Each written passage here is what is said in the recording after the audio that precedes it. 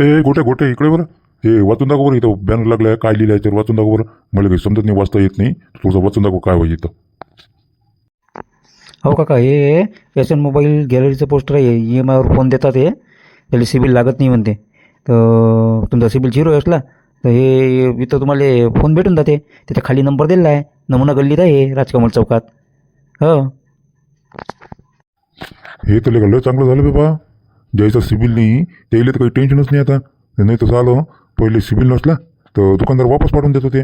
म्हणजे सिबिल नाही तर तुम्हाला काही फायनान्स करूच नाही शकत, EMI वर भेटणार नाही पैसे, एखादा मान द्यायला लागे. आता हे बरं झालं गड्या, हे कोण संतोष भाऊची दुकान आहे ना हे.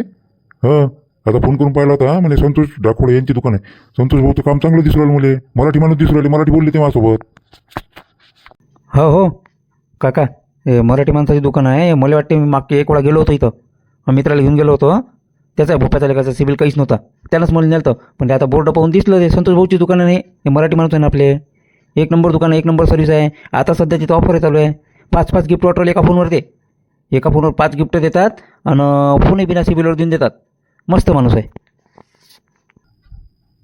हे तर का चांगलं झालं मी. उद्याच जातो का मी तिथं, डॉक्युमेंट घेऊन जातो, आधार कार्ड पॅन कार्ड सांगितलं ते ना, आणि काहीतरी एक चेक आणता म्हणे बँकेचा. चेक नसला बँक पासबुकचंही चालते म्हणे. ते 40% डाऊन पेमेंट भरावं लागते म्हणते. तर तेवढं तर भरू शकतो पण तेवढे पैसे कुठून जोडते.